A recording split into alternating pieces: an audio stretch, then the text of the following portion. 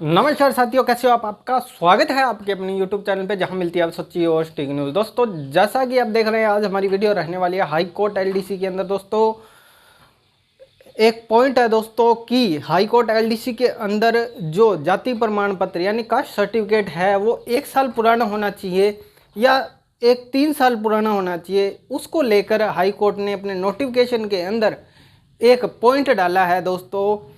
उस पर आज हम करेंगे चर्चा। बहुत से लोगों में दोस्तों असमंजस है कि इसको 1 साल पुराना होना चाहिए या 3 साल पुराना होना चाहिए।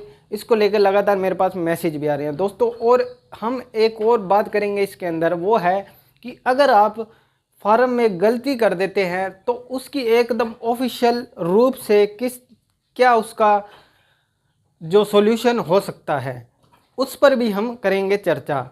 तो एक जो फॉर्म भरने में गलती हो गई है उनके लिए वीडियो है, और एक जो जाति प्रमाण पत्र के बारे में जो असमंजस में है, कितने साल पुराना होना चाहिए। किसी ने 2014 का लगा दिया है, 15 का लगा दिया, 19 का, 20 का, 22 का। तो इन सब पर करेंगे चर्चा कि कौन सा मान्य है कौन सा नहीं है। तो दोस्तों, यहाँ पर आप एक पॉइंट देख रहे होंगे यहाँ पर स्क्रीन पर आप। तो अब मैं इस पॉइंट को आपको दोस्तों पढ़ कर सुनाऊंगा कि इस पॉइंट में क्या लिखा है।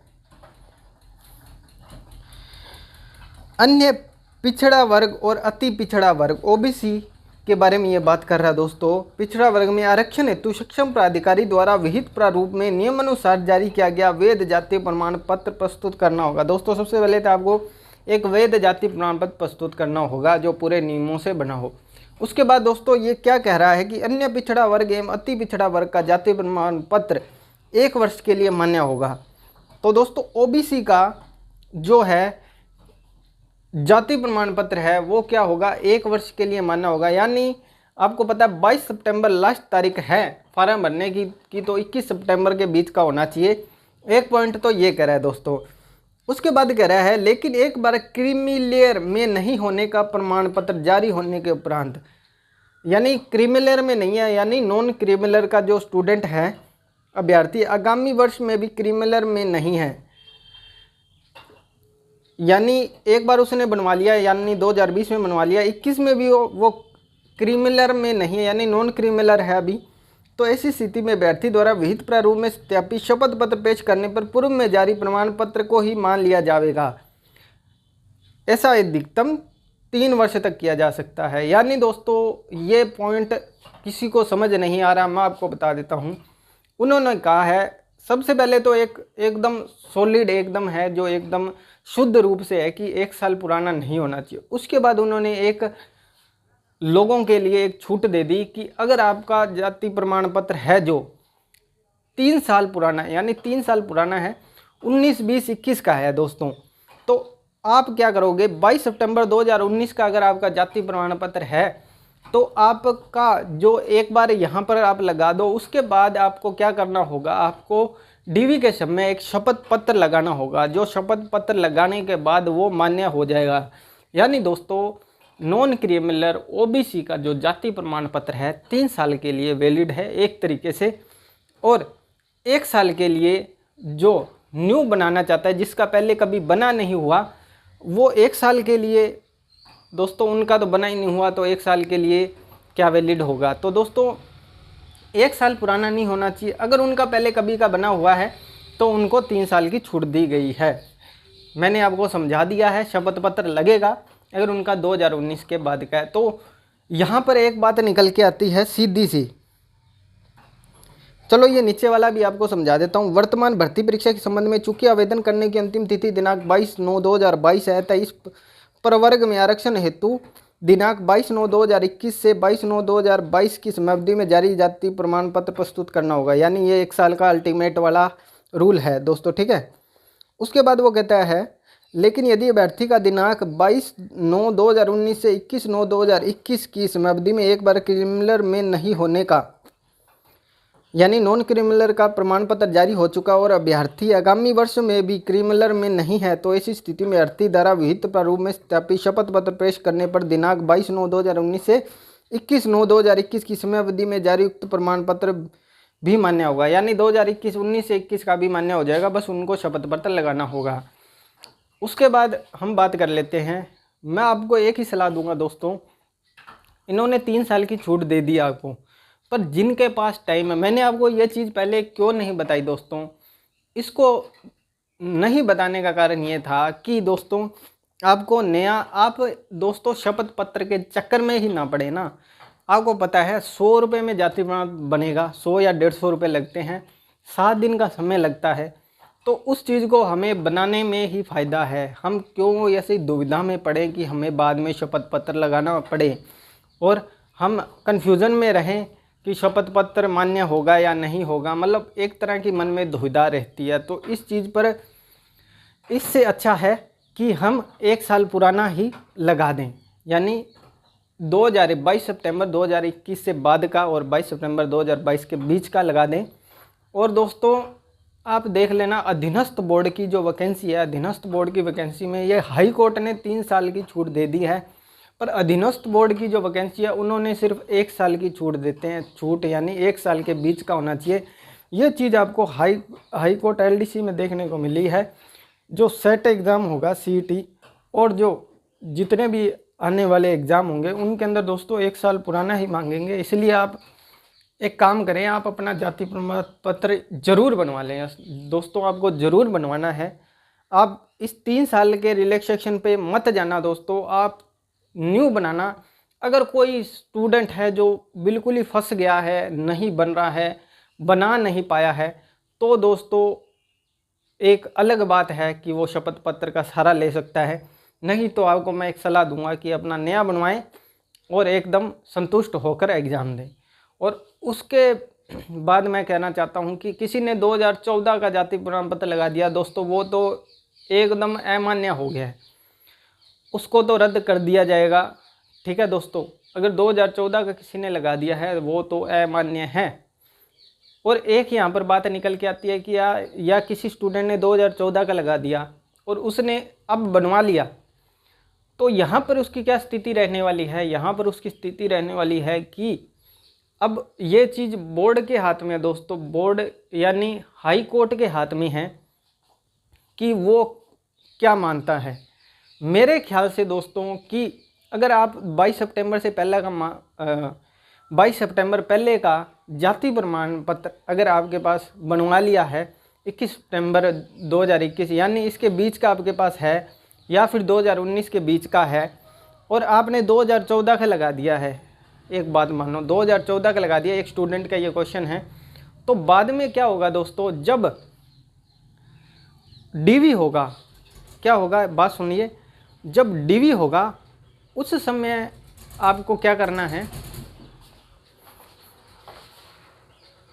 14 का अगर आपने लगा दिया तो वहाँ पर क्या होगा, हाई कोर्ट क्या करेगा, लास्ट में आपके डॉक्यूमेंट्स देखेगा कि आपने 2014 का लगा दिया है और आपने 2022 का बनवा लिया है, तो वहाँ पर वो आपको छूट दे सकता है कि आपने बनवा लिया था टाइम से, आपने 2014 का लगा दिया है, तो आप वहाँ पर वो लगा के आप इस दुविधा से निकल सकते हैं। और उसके बाद एक तो बात ये होगी, और एक बात है कि हाई कोर्ट के ऊपर है, हाई कोर्ट मानता है कि इन्होंने पहले गलत भरा था और अब इन्होंने सही बनवा लिया है, तो उसको रखना है या नहीं रखना। तो मैं अपना एक मत दूंगा कि उसको रखा जाएगा, उस स्टूडेंट को रखा जाएगा, क्योंकि उसने जाति प्रमाण पत्र बना लिया है, उसके वो फाइनल में एलिजिबल है, अच्छे नंबर लेके आया, तो उसको बाहर नहीं किया जाएगा। उसको एक शपथ पत्र के द्वारा एफिडेविट लगाने के बाद उसको रख लिया जाएगा। ठीक है दोस्तों, उसको नौकरी मिलेगी। और उसके बाद एक और आपको नोटिस दिखा देता हूं दोस्तों, यहाँ पर देख लेना, थोड़ी वीडियो लंबी बनेगी क्योंकि आपकी हर एक सवाल का जवाब मैं इसमें दूंगा, हर एक सवाल का जवाब इसमें मैं आपका दूंगा, तो थोड़ी सी वीडियो आपको पता है लंबी बनने ही वाली है। अब ऐसे आवेदक जिनके द्वारा अंतिम दिनांक तक ऑनलाइन आवेदन कर सफलतापूर्वक परीक्षा शुल्क जमा करा दिया गया है, उनको ही राजस्थान उच्च न्यायालय द्वारा अंतिम रूप से परीक्षा में बैठने दिया जाएगा।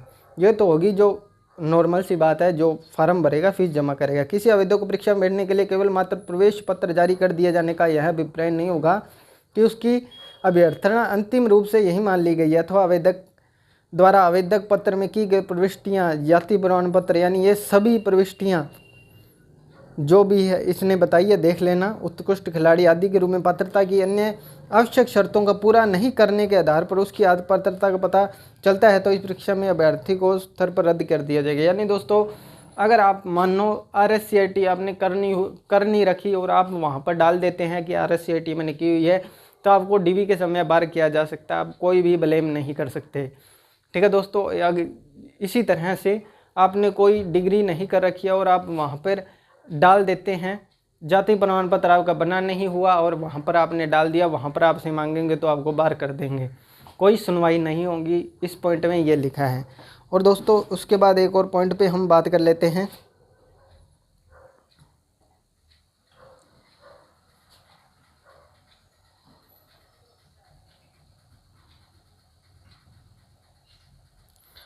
ये देखिए दोस्तों, कोई भी आवेदक जिस श्रेणी के अंतर्गत आवेदन करने का पात्र है वह उसी श्रेणी में आवेदन करेगा। ये ध्यान रखना दोस्तों, उन्होंने कह दिया स्पष्ट रूप से, किसी भी परिस्थिति में अपरिवर्तित नहीं किया जाएगा या किसी तरह की कोई एप्लीकेशन नहीं ली जाएगी। यानी दोस्तों, अगर आपने एक बार किसी भी कैटेगरी में भर दिया है, यानी मान लो आपने अब OBC में भर दिया और आप कह दो मैं जनरल में भरना चाहता हूँ बाद में, तो दोस्तों उसके लिए आपके लिए फार्म दोबारा नहीं खुलेंगे, आपको कैटेगरी बार बार चेंज नहीं करने देगा हाई कोर्ट।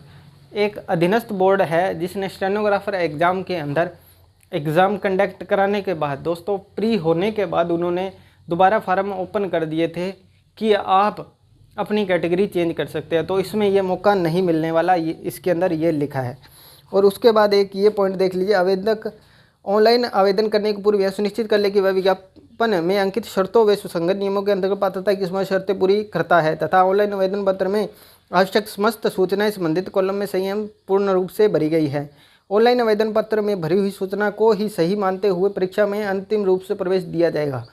अतः ऑनलाइन आवेदन पत्र में भरी गई सूचनाओं के लिए आवेदक स्वयं उत्तरदायी होगा। दोस्तों यानी उन्होंने कह दिया जो भी आप उसके अंदर अपना बायोडाटा डाले, जो भी सूचना डाले वो एकदम ऑथेंटिक होनी चाहिए, बस यही इसमें कहना चाहता है और इसमें कुछ नहीं है। तो दोस्तों मैंने आपकी सभी जो भी आपकी जिज्ञासा थी उन सबको शांत कर दिया है।